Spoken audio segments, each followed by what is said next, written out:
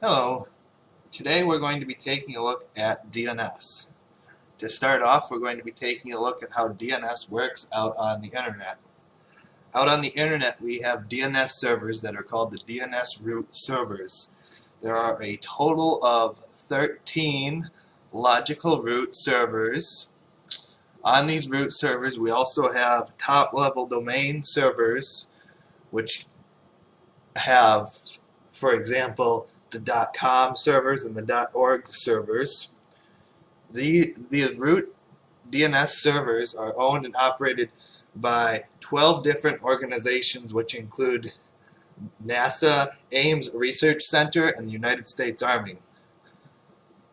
The journey of a DNS request starts when a user types a website such as Facebook.com into their web browser. The user request goes out to what is called the recursive resolver.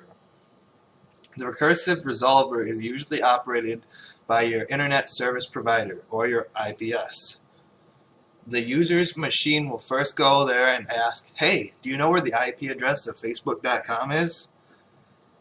And if the ISP knows where Facebook.com is, then you'll get your reply and the journey will end there. But if the ISP doesn't know, it will pass the request on to the root server, where it will access information about the .com servers. It'll send you a reply about where the .com top-level domain servers are. The next your request will go to the top-level domain servers and say, hey, do you know where Facebook.com is? And the top-level domain servers will reply and tell you that they know where it is, and they will send you to the Facebook servers. The request will get passed on to the Facebook servers. This time your request will be fulfilled, and the server will say, yes, I know where Facebook.com is at, and you'll receive the IP address for Facebook.com. The IP address will bring back the web page to your computer, and this whole process only takes a few tenths of a second. DNS also has forward and reverse lookup zones. A forward lookup zone is using a domain name like Facebook.com to find an IP address, and reverse lookup zone is the opposite. It's where you take the address of Facebook, which is 157.240.2.35, to find the domain name of Facebook.com. DNS can also have Active Directory integrated. Active Directory integrated DNS is implemented in DNS zones that have integrated Active Directory.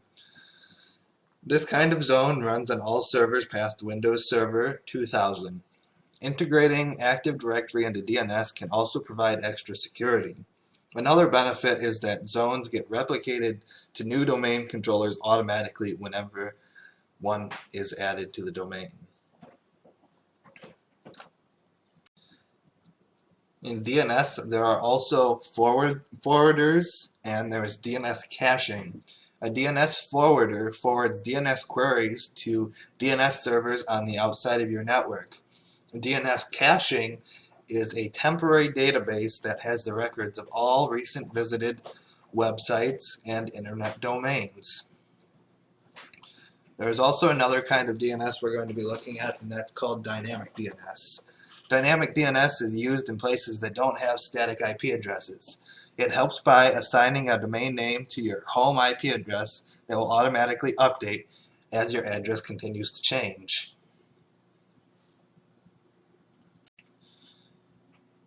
Next, we're going to be taking a look at the different types of DNS records. There are several kinds of DNS records. However, today we're only going to be focusing on 6 of them. The records we are going to be focusing on are A records, SOA records, CNAME records, NS records, MX records, and PTR records. The first kind of record we're going to look at is an A record. An A record is an address record that has the host name that correlates to an IP address. An SOA record is the start of authority record. A CNAME record allows a machine to be known by different host names. An example of a CNAME is www. An NS record is a name server record. These name server records are used to determine the authoritative name servers for the domain. The next records are the MX records, which are records for the mail servers. The last kinds of records we will be looking at are the PTR records. The PTR records are pointer records that are used for reverse lookup.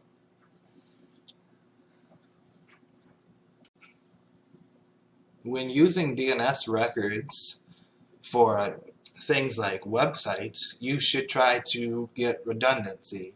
DNS redundancy can be provided from having two different DNS servers. You can do this by setting up different DNS zones, one on the primary server and one on the secondary server. The primary DNS zone would give out updates to the secondary DNS zone.